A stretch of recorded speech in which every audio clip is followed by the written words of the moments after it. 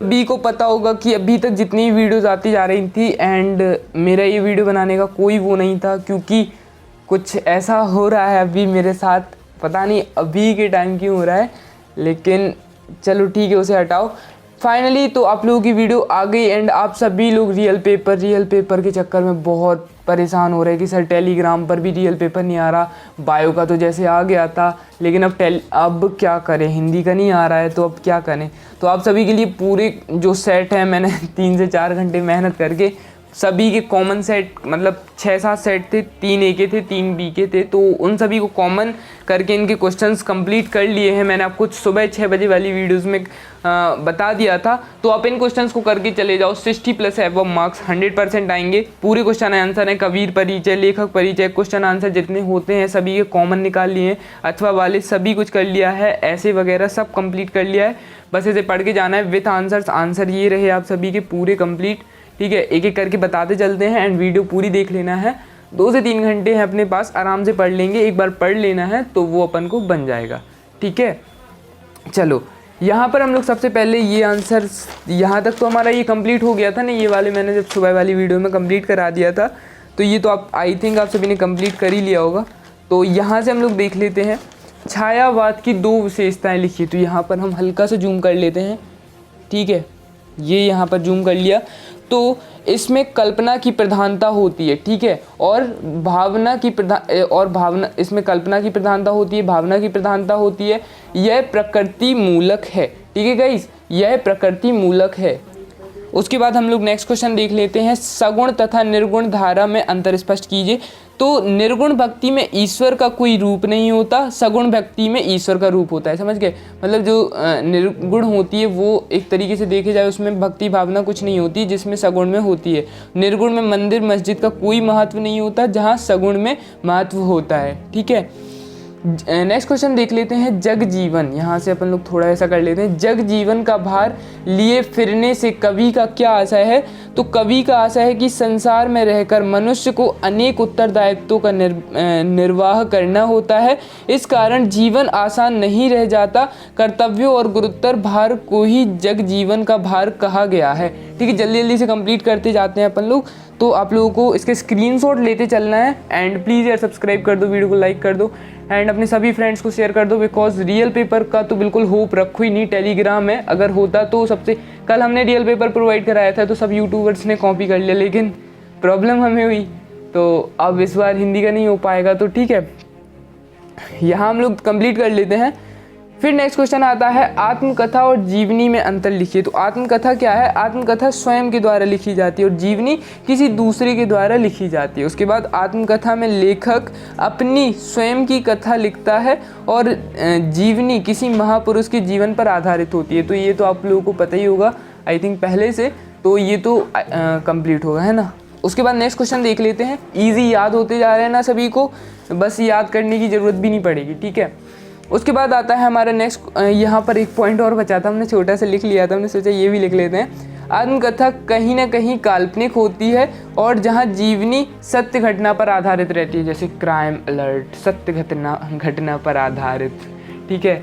Next question देख लेते हैं, निबंध किसे कहते हैं। बाबू गुलाब राय के अनुसार, यहाँ पर देख सकते हैं बाबू गुलाब राय के अनुसार निबंध की परिभाषा लिखिए, ठीक है। तो यहाँ पर अपना फ़ोन को ओपन करते हैं, ठीक है, यहाँ पर लिखा होगा, ओके।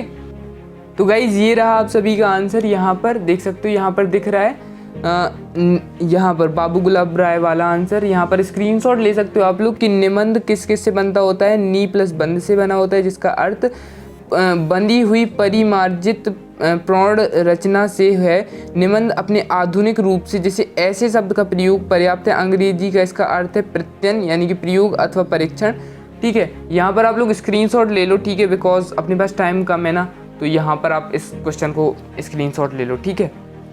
यहाँ पर हम लोग नेक्स्ट क्वेश्चन देख लेते हैं कि परचेजिंग पावर से लेखक का क्या अभिप्राय है। तो परचेजिंग पावर, यहाँ पर अंकी वित्ती लगा देना, अंकी बिंदी।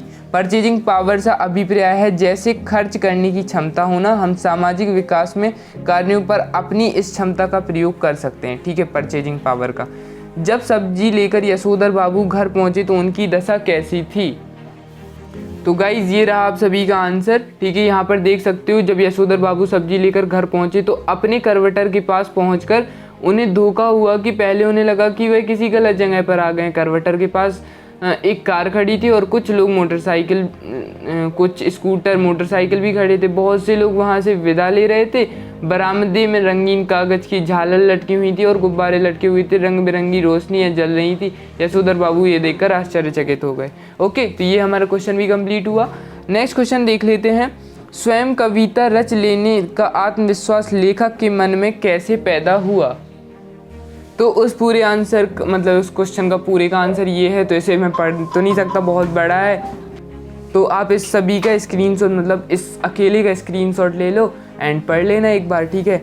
और याद तो हो ही जाएगा क्योंकि एक बार पढ़ लोगे तो याद हो जाएगा। उसके बाद हम लोग बात करते हैं नेक्स्ट क्वेश्चन, प्रमुख जनसंचार माध्यम में कौन कौन से हैं? तो लिख लो समाचार पत्र, पत्रिकाएँ, film, radio, telephone, television, internet, मतलब बहुत कुछ। जनसंचार माध्यम कितना कुछ है, ठीक है। SMS वगैरह, टेलीफोन, मेनली तो यही लिख देना, समाचार पत्र, पत्रिकाएं, फिल्म, रेडियो, टेलीफोन, फिर टेलीविज़न लिख देना, आदि कर देना, ठीक है, एटसेट्रा, ठीक है। इंटरनेट की प्रमुख विशेषताएं, तो इंटरनेट की प्रमुख विशेषताएं में आप लोग क्या ही लिख सकते हो, वही लिख देना कि मैं चलो दिखा देता हूँ। ओके गाइस, यहाँ पर ये पिक मिल नहीं रही है, पता नहीं क्यों। आप उसमें ये देखो या फिर गूगल वगैरह पर ढूंढ लेना या फिर आपकी कॉपी में लिखेगा वही सब। यार इंटरनेट ने आज हमारे ऐसे टाइप का लिख देना कि इससे हमें बहुत सी प्रमुख विशेषताएं, अब हमें लाइनों में खड़ा नहीं होना पड़ता। अब हमें कोई भी चीज़ के लिए कोई टिकट बुक करनी पड़ती है तो हमें वहाँ पर जाकर ऐसा नहीं करना, वो ठीक है, एटसेट्रा एटसेट्रा आप लोग लिख देना। यार ये बहुत ईजी है, इंटरनेट के बारे में आपसे बेहतर कौन जान सकता है, ठीक है। नेक्स्ट है विरोधाभास अलंकार की प्रमुख विशेषताएं, तो वो हम लोग दिखा देते हैं आप सभी को। ये रहा, जहाँ किसी पदार्थ, गुण या क्रिया की वास्तविक विरोध ना होते हुए भी विरोध का आभास हो, मतलब जहाँ किसी पदार्थ, गुण या क्रिया का वास्तविक विरोध ना होते हुए भी विरोध का आभास हो, वहाँ पर विरोधाभास अलंकार होता है। जैसे मैं निज रोदन में राग लिए फिरता हूँ, शीतल वाणी में आग लिए फिरता हूँ, ठीक है। ये रहा इस पूरे का आंसर। फिर उसके बाद नेक्स्ट क्वेश्चन देख लेते हैं, जल्दी जल्दी कंप्लीट करना है। संदेह अलंकार और की परिभाषा उदाहरण सहित लिखिए। तो यहाँ पर हमारा दिया गया है, ये रहा, जब उपमेय और उपमान में समानता देखकर यह तय नहीं हो पाता कि उपमान वास्तविक में या उपमेय है या नहीं। जब किसी दुविधा बनती है तो वहाँ संदेह अलंकार हो जाता है। मैंने क्या पढ़ा मुझे कुछ समझ में नहीं आया, देखो फिर से देखते हैं। जब उपमेय और उपमान में समानताएं देखकर यह तय नहीं हो पाता कि उपमान वास्तविक में उपमेय है या नहीं, जब यह दुविधा बनती है तो वहाँ संदेह अलंकार है, मतलब कन्फ्यूज़न पैदा होती है, ठीक है। मेन यही है, कन्फ्यूज़न आती है, मतलब हमें कंफर्म नहीं हो पाता कि क्या चीज़। जैसे आपके सामने दो पेपर आते हैं, आपको सेट ए सेट बी, आप लोग कंफ्यूज हो जाते हो, सेट ए कौन है सेट बी कौन है, तो वही चीज़ आपको ये आंसर लिखना है, ठीक है।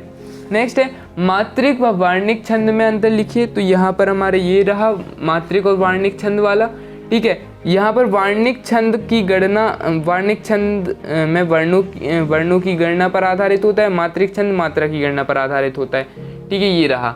फिर उसके बाद वार्णिक छंद के प्रत्येक चरण में एक सा क्रम रहता है मात्रिक छंद, और इसमें क्रम एक सा नहीं होता, ठीक है, अलग अलग होते, मतलब क्रमबद्ध नहीं होता। उसके बाद कवित्व छंद की परिभाषा उदाहरण सहित लिखिए, ठीक है। तो कवित्व वाला आंसर तो यार नहीं मिला था मुझे, आई थिंक मैं देख लेता हूँ, कवित्व वाला नहीं मिला था क्योंकि पता नहीं मैंने शायद तो ढूंढा नहीं था उस टाइम पर, प्रॉब्लम वैसे ही चल रही थी यार, ठीक है। लुकोतिया और मुहावरे में अंतर लिखिए, राइटिंग पर मत जाना यार, समझ जाओ बस वही बहुत है, ठीक है। लुकोतियाँ ये दिया गया है, लुकोती वाक्य के रूप में प्रयोग हो सकती हैं, मुहावरे स्वतंत्र रूप में प्रयुक्त नहीं हो सकता। फिर लुकोतियों में उद्देश्य और विधेय होता है, मुहावरे में उद्देश्य और विधेय नहीं होता। लुकोतियों का आकार बड़ा होता है, मुहावरे का आकार छोटा होता है। ये रहा पूरा आंसर, यहाँ पर स्क्रीनशॉट ले सकते हो आप लोग, ठीक है, ये रहा पूरा, ओके। फिर नेक्स्ट क्वेश्चन देखते हैं, उपसर्ग और प्रत्यय में अंतर लिखिए। तो ये रहा उपसर्ग और प्रत्यय में अंतर, तो ये पूरा आप लोग देख सकते हो यहाँ पर, ठीक है। उपसर्ग मूल शब्द से पूर्व लगाते हैं और ये बाद में लगाते हैं। इसमें पूरे दिए गए हैं यार, मैं पढ़ के सुनाऊंगा तो लेट हो जाएगा वीडियो, ठीक है। और उसके बाद है हमारा कवि संसार को अपूर्ण क्यों मानते हैं। तो इसका आंसर देख लेते हैं, ये रहा इसका आंसर। इस संसार में सब कुछ अपूर्ण अधूरा है, इस पर स्थायी नहीं है, इसका मोह माया में फंसे हुए हैं तथा राग द्वेष और स्वार्थ पारता में लीन है। कवि ने अपना अलग ही सपनों का संसार है, उसमें पूर्णता पाना है। ठीक है, ये रहा इसका पूरे का आंसर। उसके बाद तत्सम शब्द किसे कहते हैं, उदाहरण से समझाइए। तो तत्सम शब्द हमें बताना है, तो वो रहा ये, जो शब्द संस्कृत से हिंदी में बिना परिवर्तन किए अपने लिए जाते हैं अब, ठीक है, तो उन्हें तत्सम शब्द कहते हैं। जैसे कर्म, अग्नि, हस्त, ज्ञान आदि। ठीक है, ये रहा पूरे का आंसर। यार बहुत मेहनत कर रहे हैं, मेरी जैसी अभी कंडीशन चल रही है, मेरा अभी जो फेस चल रहा है उस हिसाब से, तो अभी मुझे लगा था ये फेस निकल गया, तो अब ठीक है अब सब कुछ, लेकिन नहीं हो पा रहा है यार, पता नहीं प्रॉब्लम सॉल्व नहीं हो पा रही है। बाकी आप लोग यार सपोर्ट करते रहो। बाकी आप लोगों के जब इतने अच्छे अच्छे कमेंट्स देखते हैं तो वीडियो बनाने का मन करता ही है यार। ठीक है, और कमेंट्स से बहुत मोटिवेशन मिलता है, लिटरली बहुत ज़्यादा। And subscribe and comments and all of these जो है। ठीक है, उसके बाद क्रिया विशेषण की परिभाषा उदाहरण से समझाइए। तो क्रिया विशेषण का ये रहा पूरे का आंसर। जब शब्द, वह शब्द जो हमें क्रिया की विशेषता के बारे में बताता है, वह शब्द क्रिया विशेषण कहलाता है। जैसे हिरण तेज भागता है, इस वाक्य में भागना क्रिया है, तेज शब्द हमें क्रिया की विशेषता बता रहा है, वह कितनी तेज भाग रहा है। ओके, ये हमारा कंप्लीट हुआ। उसके बाद हमारे वो आते हैं जो अपठित गद्यांश रहते हैं, वो तो आप लोग अब कंप्लीट कर ही लोगे। ठीक है, क्योंकि उसमें अपन ने कभी पढ़ा नहीं रहता और उसमें तो अपन लोग मास्टर डिग्री प्राप्त की है ना। अब आते हैं जो हमारे पठित रहते हैं, मतलब जो हमें पढ़े हुए रहते हैं, वो कंप्लीट करना है। तो उसके लिए ये रहा आपके दो मेन है, मैं जगजीवन वाला और बात सीधी। मैं पूरा नहीं लिख पाया और पेपर दिखा भी नहीं सकता बहुत गंदा वाला भी देंगे सवाल तो। ठीक है, इसलिए आप सभी के लिए यार इसका मेन है कि इसका हम लोग ये देख लेते हैं, पुस्तक, कविता, रचयिता। बाकी आप इसके क्वेश्चन बैंक में मिल जाएंगे। आप इतना सा लिख देना, मैं जगजीवन, और आपके सामने पूरा संदर्भ प्रसंग आ जाएगा। लेकिन उसके पहले मेन तो यही है, ये याद कर लो कि हमारी ये पुस्तक आरोह से लिया था, कविता आत्मपरिचय है, रचयिता हरिवंश राय बच्चन है। उसके बाद नेक्स्ट है बात सीधी थी। आप इतना गूगल में सर्च करोगे पूरा आ जाएगा, और उसकी मेन तो आपको यही याद करना है। और इसमें एक चीज़ कॉमन बताए ना, अगर आप लोग लिखना चाहो तो सबका मतलब जो संदर्भ प्रसंग रहता है ज़्यादातर कॉमन रहता है। ठीक है, मेन रहती हैं कि इनकी भाषा खड़ी बोली थी इन्होंने। ठीक है, ऐसे चीज़ें आप लोग कॉमनली होती हैं, काफ़ी सारी चीज़ें तो वो कॉमनली लिख सकते हो। बाकी कुछ जो मेन पॉइंट है वो आप गूगल या अपनी गाइड वगैरह से, बोध, प्रश्न बैंक, जो भी आपके पास होगा तो आप उसे कंप्लीट कर सकते हो। ठीक है, मुझसे जितना हो पाया इतने कम टाइम में मैंने किया यार। मैं अगर लिखता बहुत टाइम लगता और पेपर में दिखा नहीं सकता, क्योंकि इस बार पेपर का बहुत लंबा क्रिएट सीन होगा, इसलिए। ठीक है, एंड जो यूट्यूबर्स कह रहे थे ना कि 12वीं का आने वाला है, वेट करो, इसलिए हमने नहीं डाला। हमने सोचा हटाओ यार, 11वीं का लीक कर दिया था, चलो 11वीं का कर लो तुम लोग, उसमें कुछ दिक्कत नहीं है। हमने बोला 12वीं भी है, अब करके दिखाओ हमारे बिना। तो यार ठीक है, चलो यहाँ पर आता है हमारा नेक्स्ट क्वेश्चन, जो कि हमारा है लेखक परिचय। यहाँ पर हमने लिख दिया है, मतलब ये आपका वो नहीं लेना है, लेकिन मेन तो ये दो थे, लेखक परिचय जिसके रचयिता महादेवी वर्मा। ठीक है, उसके लेखक परिचय में दिखा नहीं पा रहा हूँ यार, क्वेश्चन पेपर अब मैं लिखता। ठीक है, मैं फ़ोटो भी नहीं दिखा सकता, और थोड़ा सा भी लिखता तो फिर उसमें दिक्कत होती। उसके बाद आप लोगों को क्या करना है कि जो हमारा वो है, क्या बोलते हैं, एप्लीकेशन वगैरह है, पत्र वगैरह है, तो वो आपको कैसे करना है, पत्र आपको कर लेना है लाउड स्पीकर के ऊपर। ठीक है, लाउड स्पीकर के ऊपर कर लोगे। उसके बाद आप लोग कर सकते हो ऐसे कोरोना वायरस खेलों का महत्व विज्ञान का चमत्कार, इस पर कर लेना, कंप्लीट हो जाएगा। आई थिंक मैंने आपका 60+ नंबर का सब कुछ बता दिया है। एंड अब मुझे नहीं लगता कि आप लोगों को कोई भी डाउट होगा, एंड अब रियल पेपर की भी ज़रूरत होगी। तो यार प्लीज़ एक लाइक कर देना, बहुत मेहनत लगी है वीडियोस बनाने में, एंड आई थिंक वीडियो बड़ी भी हो गई है। एंड पूरी वीडियो देखना, और देख ली होगी तो #toppersolution लिख देना, एंड फिर बताना कैसा गया एग्ज़ाम। ठीक है, बाय बाय ऑल। ठीक है, बेस्ट ऑफ लक सभी को। ओके।